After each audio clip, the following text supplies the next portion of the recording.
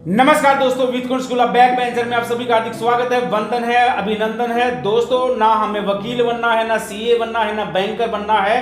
कहने का मतलब ये है कि कुछ चीजों के बारे में जो बिजनेस से रिलेटेड है हमें जानना जरूरी है, लेकिन गहराई में नहीं उतरना है। अगर हमें जीएसटी भरना है तो हमें सीए नहीं बनना है, हमें अपना काम जो है वो सीए को दे देना है। अगर हम सीए बनेंगे, बैंकर बनेंगे, वकील बनेंगे तो अपने बिजनेस पर ध्यान कब देंगे, अपने बिजनेस पर फोकस कब करेंगे? तो दोस्तों, हमें कुछ चीजों के बारे में जानना जरूरी है, गहराई में नहीं उतरना है। जैसे कि GST, income tax return, employ provident fund, TDS, TCS क्या होता है। अगर हमें जीएसटी भरना है तो सिंपल सा अपने अकाउंटेंट को, सीए को हम दे सकते हैं। तो दोस्तों, बारी बारी जान लेते हैं कि ये क्या होते हैं। सबसे पहले बात करते हैं जीएसटी की, गुड्स एंड सर्विस टैक्स। पहले भारत में बहुत तरह के डायरेक्ट इनडायरेक्ट टैक्स होते थे, इनको एक कर दिया गया है जिसका नाम है जीएसटी। अब हमारे अंदर जो है वो बहुत ज्यादा कंफ्यूजन नहीं है, क्योंकि एक ही टैक्स है। पहले बहुत तरह के टैक्स होते थे।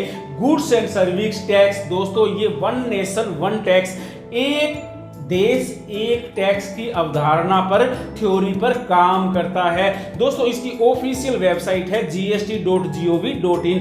जीएसटी नंबर लेने के लिए हमारे पास आधार, पैन कार्ड होना जरूरी है, फोटो होना जरूरी है, हमारा पासपोर्ट साइज कैंसिल चेक होना जरूरी है, बिजनेस प्रूफ होना जरूरी है, डिजिटल सिग्नेचर आदि जरूरी है, और वो हम सीए से, अकाउंटेंट से करवा सकते हैं। दोस्तों, हमें मालूम होना चाहिए कि जीएसटी की लिमिट क्या है। दोस्तों, अगर हम किसी प्रोडक्ट की ट्रेडिंग करते हैं या मैन्युफैक्चरिंग करते हैं तो दोस्तों हमारा जो एनुअल टर्नओवर है अगर वो 40 लाख से नीचे है तो दोस्तों हमें जीएसटी नंबर लेने की जरूरत नहीं है। और अगर हम किसी विशेष राज्य में हैं, जैसे पहाड़ी राज्यों में, तो दोस्तों अगर हम किसी प्रोडक्ट की ट्रेडिंग करते हैं, मैन्युफैक्चरिंग करते हैं और हमारा जो सालाना टर्नओवर है वो 20 लाख से कम है तो जीएसटी नंबर लेने की जरूरत नहीं है। और दोस्तों, अगर हम किसी तरह की सर्विस प्रोवाइड करते हैं तो अगर हम जो है हमारा एनुअल टर्नओवर जो है, सालाना टर्नओवर जो है वो 20 लाख रुपए से कम है तो जीएसटी नंबर लेने की जरूरत नहीं है। विशेष राज्यों में अगर हम हैं तो 10 लाख तक टर्नओवर पे हमें जीएसटी नंबर लेने की जरूरत नहीं है। हमें बस इतना मालूम होना चाहिए, ट्रेडिंग मैन्युफैक्चरिंग 40 लाख से कम है तो, और सर्विस सेक्टर है तो 20 लाख से कम है तो जीएसटी नंबर लेने की जरूरत नहीं है। अगर ये लिमिट क्रॉस करती है तो जीएसटी नंबर लेना जरूरी है।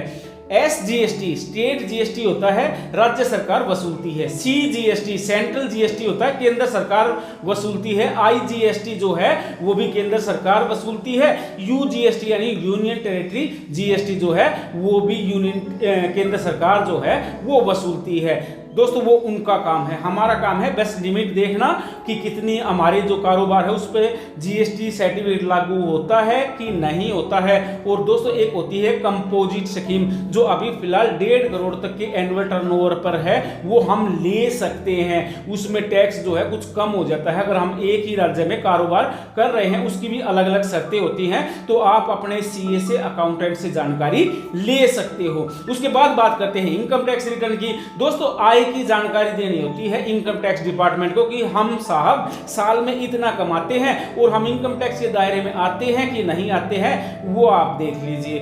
दोस्तों, हर जो है साल जो है हम इनकम टैक्स रिटर्न भरना होता है और उसका भी एक लिमिट होता है, एक दायरा होता है। कायदे से कहने का मतलब ये है, अगर हमारी उम्र 60 साल तक है तो 2.5 लाख रुपए तक अगर हमारी इनकम है तो हमें इनकम टैक्स रिटर्न भरने की जरूरत नहीं है। अगर उससे ज्यादा इनकम है तो हमें भरने की जरूरत है। अगर हमारी उम्र जो है 60 साल से ज्यादा और 80 साल से कम है तो 3 लाख रुपए तक हमारी इनकम जो है वो टैक्स भरी है। अगर हमारी उम्र जो है वो 80 साल से ज्यादा है तो 5 लाख रुपए तक हमारी इनकम जो है वो टैक्स भरी है। उसके बाद जो है हमें इनकम टैक्स रिटर्न भरना जरूरी है। अगर हमारा कोई करंट अकाउंट है उसमें साल में 1 करोड़ रुपए जमा होता है तब भी जो है हमें इनकम टैक्स रिटर्न भरना होगा। अगर हमारी कोई कंपनी है, फर्म है, तब भी जो है चाहे उसमें नफा हो नुकसान हो उसमें जो है हमें इनकम टैक्स रिटर्न भरना होगा। अगर हम कोई विदेश यात्रा करते हैं और एक बार में खर्चा 2 लाख से ज़्यादा हो जाता है तब भी हमें इनकम टैक्स रिटर्न भरना होगा।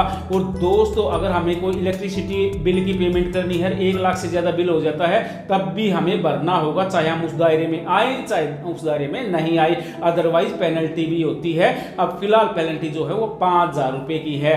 तो दोस्तों अब बात कर लेते हैं EPFO की, यानी कि एम्प्लॉय प्रोविडेंट फंड की। दोस्तों अगर हमने कोई फर्म बनाई है, बिजनेस किया है, उसमें एम्प्लॉय की सैलरी 15,000 से कम है या फिर 20 से ज्यादा एम्प्लॉय हैं तो दोस्तों हमें 12 अंकों का परमानेंट जो है EPFO सर्टिफिकेट लेना होगा अपनी कंपनी के लिए।